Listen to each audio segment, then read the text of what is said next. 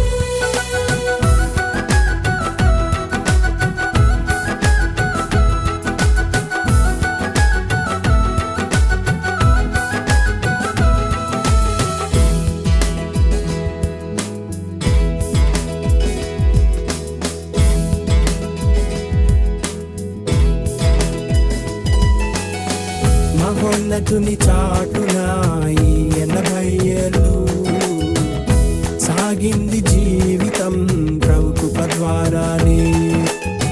మహోన్నతుని చాటున ఈ 80 ఏళ్ళు సాగింది జీవితం ప్రభు కృప ద్వారానే.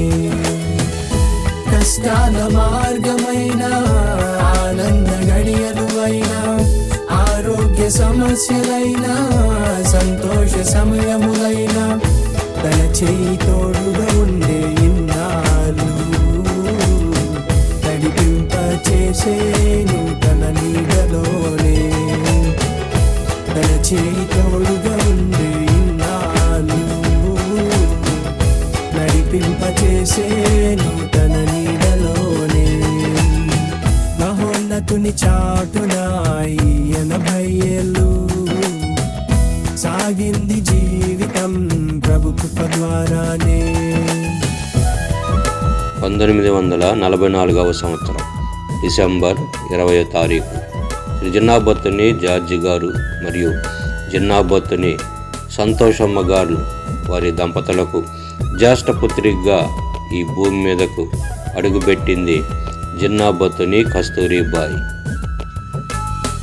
తల్లిదండ్రుల ప్రేమలో ఆప్యాయంగా ఎదిగి చిలిపి పనులెన్నో చేస్తూ అమ్మతో దెబ్బలి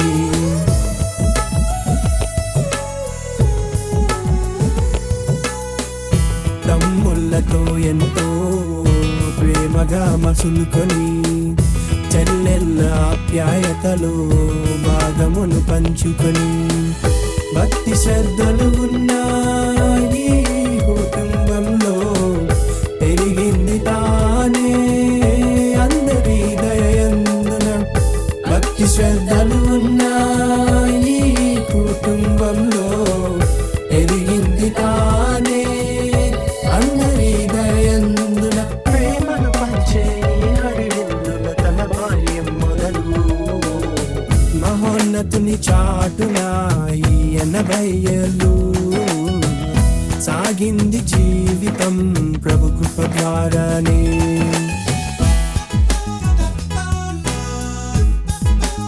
అలా ఎదుగుతూ మెల్లగా బడికి వెళ్ళే సమయం వచ్చింది.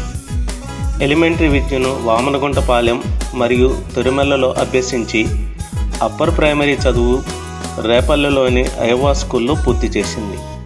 అటు తర్వాత నర్సింగ్ ట్రైనింగ్ రాజమండ్రిలోను, హైదరాబాదులోని నీలోఫర్ హాస్పిటల్లోను కొనసాగించింది.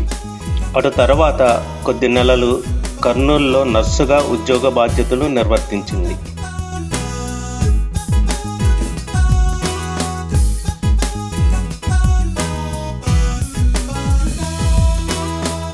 ఎలిమెంటరీ స్కూల్తో చేసేను విద్యారంభం, ఉన్నత విద్యను పూర్తి చేసే నర్సింగ్లో.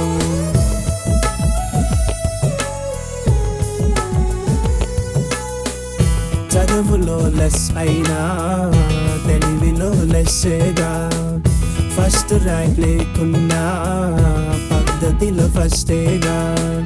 శ్రద్ధతో బాధ్యతతో విద్యను అభ్యసించి రోగుల సేవ కొరకై నర్సింగ్ చేత పట్టి, శ్రద్ధతో బాధ్యతతో విద్యను అభ్యసించి రోగుల సేవ కొరకై నర్సింగ్ చేత పట్టి, అప్పట్లోనే నీలోఫర్లో నర్సుగా చేసెను. మహోన్నతుని చాటున ఈ 80 ఏళ్ళు సాగింది జీవితం ప్రభు కృప ద్వారానే.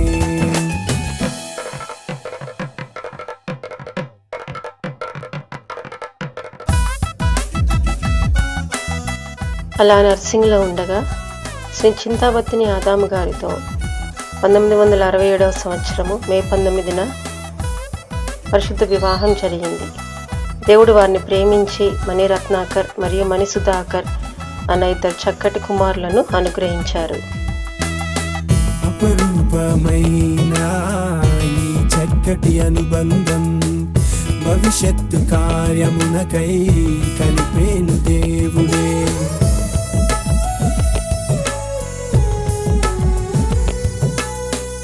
ఇచ్చేను బహుమానంగా ఈ మణిరత్నాలను, ఏర్పడెను తనకంటూ సొంత కుటుంబం.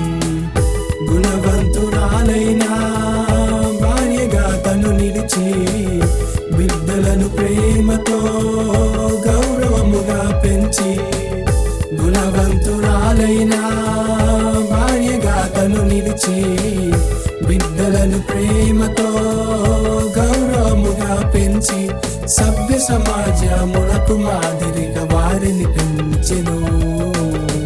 మహోన్నతుని చాటున ఈ 80 ఏళ్ళు సాగింది జీవితం ప్రభు కృప ద్వారానే. బైబిల్లో చెప్పబడిన విధంగా గుణవతి అయిన భార్యలాగా ఇంటినే కాకుండా దేవుని ఇంటిని గూర్చిన ఆసక్తి కూడా తనకు చాలా ఎక్కువ. పరిచర్యలలో సహకారిగా ఎన్నో మార్లు సుదూర ప్రాంతాలు తిరిగారు. ఎన్నో రోజులు ఉపవాస ప్రార్థనల్లో దేవునితో సన్నిహితంగా ఉండేవారు. ఈ 80 ఏళ్ల వయసులో ఏ దిగులు ఏ బాధ లేకుండా రోజు గంటల తరబడి అందరి కోసం ప్రార్థన చేస్తూ తన జీవితాన్ని ప్రభువులో కొనసాగిస్తూ ఉన్నారు.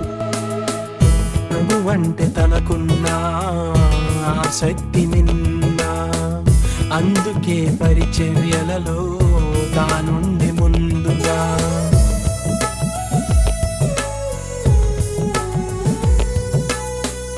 ఉపవాస ప్రార్థనలెన్నో బలముగా తను చేసి, తన యవ్వనమునంతా ప్రభు పనిలోనే ఉండి, భార్యగా తల్లిగా తన డ్యూటీ నిర్వర్తించి, నానమ్మగా నేడు ప్రార్థన బలమిచ్చి, భార్యగా తల్లిగా తన డ్యూటీ నిర్వర్తించి, నానమ్మగా నేడు ప్రార్థన బలమిచ్చి, అందరి కోసం ప్రార్థన చేసే తల్లిగా నిలిచెను. మహోన్నతుని చాటున ఈ 80 ఏళ్ళు సాగింది జీవితం ప్రభు కృప ద్వారానే. మహోన్నతుని చాటున ఈ 80 ఏళ్ళు సాగింది జీవితం ప్రభు కృప ద్వారానే. కష్టాల మార్గమైన ఆనంద గడియలు అయినా, ఆరోగ్య సమస్యలైనా సంతోష సమయములైనా తన చేయి తోడుగా ఉండే ఇన్నాళ్ళు నడిపింప చేసే